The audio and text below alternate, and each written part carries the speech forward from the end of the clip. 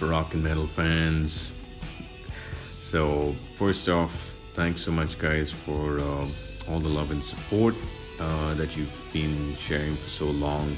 And for many of you, have been sending in requests to me on private channels and so on. So, one of the big requests that I actually got was to do this video on Van Halen.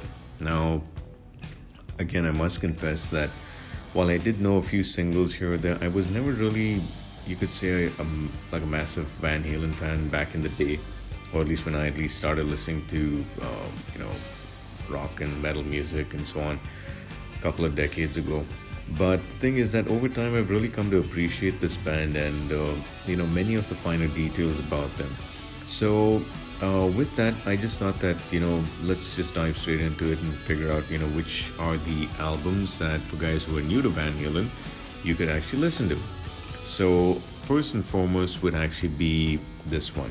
It has to be the debut. I know a lot of guys saw this coming, but this album from 1978, I think this just really captures, the essence of what Van Halen was about. Now, just one thing I want to add out here is that this was actually an album that, and if I'm not wrong, if you take the song Ain't Talking About Love, just that riff by Eddie Van Halen, I actually remember hearing it in this movie that some of you guys might remember called The Rock with Sean Connery and Nicolas Cage. It was actually remixed and redone as a different kind of song, but that riff really stuck with me, and it was only years later that I discovered it was a Van Halen riff. So that was a kind of just a bit of trivia for you. But all in all, I think that this is an album that is a great place to start. It is the debut, but it gives you a great sense of what this band and this their songwriting, their performance, their David Lee Roth's vocal style is all about. Songs like "Ain't Talk About Love," obviously. Then you got songs like the short instrumental "Eruption," which fans go crazy about. You got songs like "Running with the Devil," "Jamie's Crying." There's also a couple of other tracks like Little Dreamer, Under One, and Feel Your Love Tonight, and so on. Ice Cream Man. A lot of guys love that number. So all in all, this is an album that a lot of people enjoy and really think that it's a great place to actually begin the collection or actually listening to the band. So you can check that out. The next one obviously has to be this one. Now, arguably, this is probably Van Halen's most famous album, 1984. I know some guys might disagree. Some guys might say that no, there's others. But guys, popular opinion, at least from the guys I know who are big Van Halen fans, this is the album they really point to. And what's interesting is that those guys who do remember, things like MTV back in the day when they used to play a lot of music videos, and we had these countdowns and all that. So back in the 80s and even the early 90s and all that, the song Jump used to be played on heavy rotation a lot, so that was something. There's songs like Hot for Teacher, one hell of a video, I might add. And there was a very interesting number which I think is my personal favorite of this record called I'll Wait. It's kind of like a ballad track, you could say, but there's something very interesting about it, and there's something very interesting about the way David really sang that song, so I think that him and the rest of the guys, not of course to leave out the backing thunder gods of Michael Anthony and Alex Van Halen, Eddie's brother.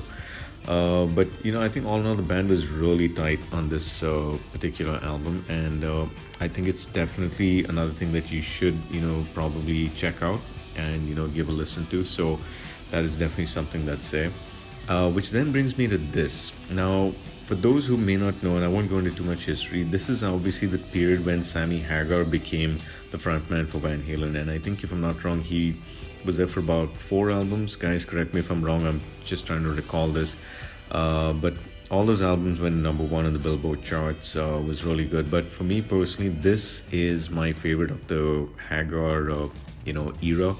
Obviously, there are 2 camps of Van Halen fans: those who love David's version of Van Halen, and those who, which I would say is more minority, that like Sammy. So I would kind of fall into the Sammy category. Yeah, I know, guys, don't freak out. It's just my opinion, my music. I'm not trying to take anything away from David.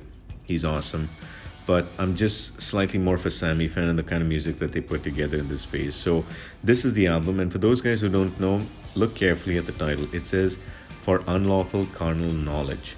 Okay, and if you're wondering why, just essentially focus on the first alphabet of each of those four words, and you'll get the tongue-in-cheek innuendo middle finger that they were sticking to a lot of people and so on, especially the guys who were trying to censor rock and metal in the early 90s and late 80s. Anyway, I don't digress, but this particular album has my favorite Van Halen track of all time, which is the song Right Now. For a long time, I didn't know it was a Van Halen number. I used to sometimes hear on the radio, but obviously sometimes I would just miss as, when the, RJ or was actually announcing who this track was by. But later on, I did discover it as I got more into Van Halen's discography. But this, Pound Cake, Judgment Day, Pleasure Dome, Man on a Mission, The Dream Is Over, Top of the World. I think that this was a great showpiece of what that band sounded like with, Sammy Hagar leading it. And I gotta say, Van Halen was one of those few bands which had two famous frontmen and guys, who achieved, and dare I say it, an equal amount of popularity as well. It's like their fame did not dip. It, in fact, if anything, stayed solid or maybe increased. I mean, you guys let me know, guys who probably know Van Halen better than I do. I'd love to hear from you. But all in all, I think that this is the album that you guys should also include. But overall, they've got a lot of interesting other albums which you can definitely listen to as well. But these are my 3 recommendations. You guys let me know what you think in the comments below. Thanks as always for supporting the channel and actually for sending in me messages and giving me your replies. Thanks also, and do let me know which band you want to do next. I know the Dio one is long overdue. That's going to come along with Rainbow, so hang in there and I will get to it. Till next time, guys, take care, stay cool, and rock on.